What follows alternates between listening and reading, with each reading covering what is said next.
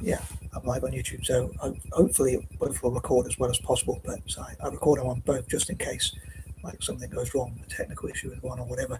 But yeah, this is the third and penultimate part of my list on black writers from number 21 to 30.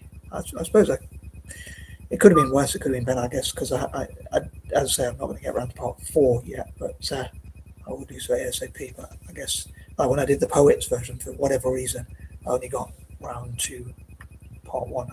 Maybe I wasn't feeling too good or whatever, just lacked the energy. But even though I wrote them in this black notebook, which made it a lot easier, as I mentioned in the past, when I write in notebooks, I don't normally like to write in like my usual numbered list form. I don't know why, but I thought it'd be a lot easier to do that, so I could read from this list. But anyway, these are 21 to 30, so I hope I get the pronunciations right, and I hope you'll be inspired to check out these black writers.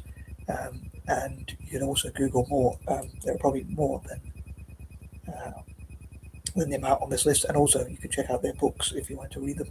And if you do so, or if you have read any of these, any books by black authors, writers, or whatever, please post them in the comments and let me know what you think about them as well.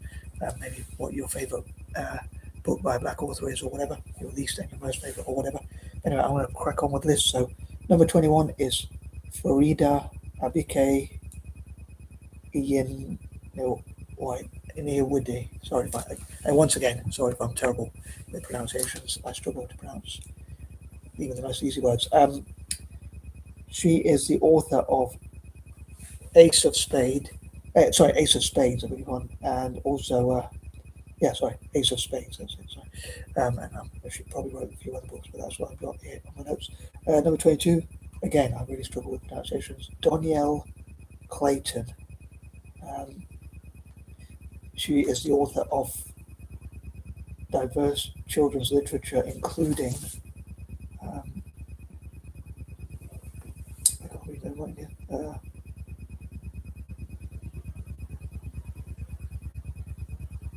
Including ones on, including that writings. I guess I don't know what it says there. Sorry, but I'm going to move on. Sorry, I couldn't read that right there. Number 23, Tiffany D. Jackson. As a side note,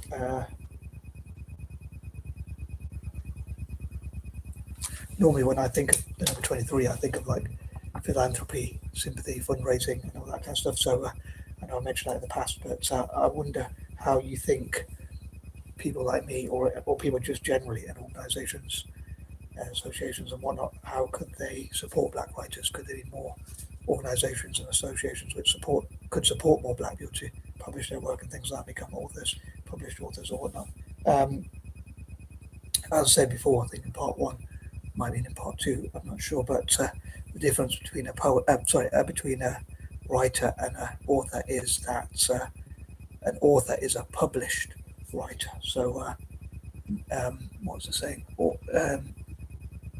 All authors are writers, but not all writers can become authors, because some can write informally, or you can write blogs or different things like magazines or whatever, I think. A published writer is an author. So I think that's the difference according to Google anyway.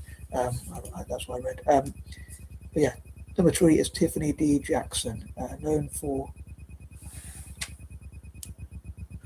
gripping YA. I think that's young authors.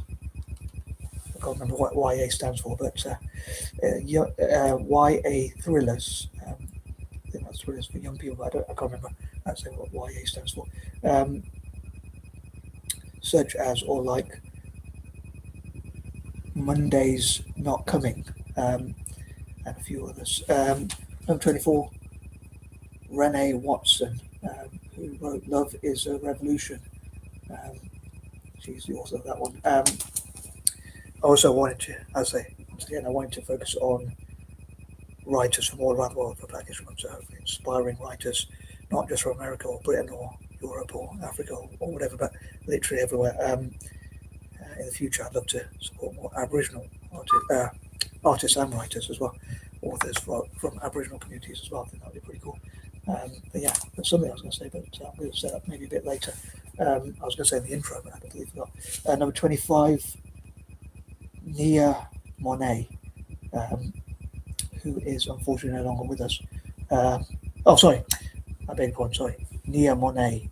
And I also added Benjamin Zephaniah, who is no longer with us. The late Benjamin Zephaniah, whatever late means, whatever we say that. Who unfortunately passed away, I think, last year. Number 26, Wanda M. Morris. Yeah, I'm struggling to read that right. Number 27, Kay Harris. I think it's pronounced Kai Harris. Number 28,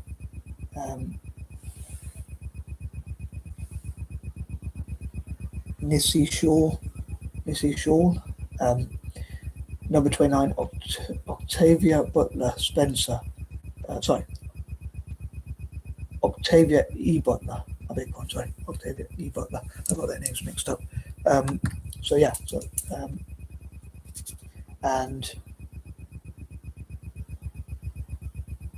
and finally for this list, Octavia Spencer. Both are called Octavia, so I got them mixed up. But I think both are dyslexic, or one was dyslexic and the other one is dyslexic. Octavia Butler was actually a science fiction writer who broke lots of barriers and things like that, and did very well as a science fiction writer. But I think Octavia Spencer is an actress and an author as well, if I'm not mistaken. But yeah, that's it for part 3. Trying to get my brain working. But yeah, I was going to say something about sugar mamas. I was going to say in the intro, like, if there's any wealthy women, like white, black, or Far Eastern, I'm looking for some sugar mamas. So on that note, I meant to say that in the intro, but yeah, sorry if my brain's all over the place, and I'm out. Peace and love.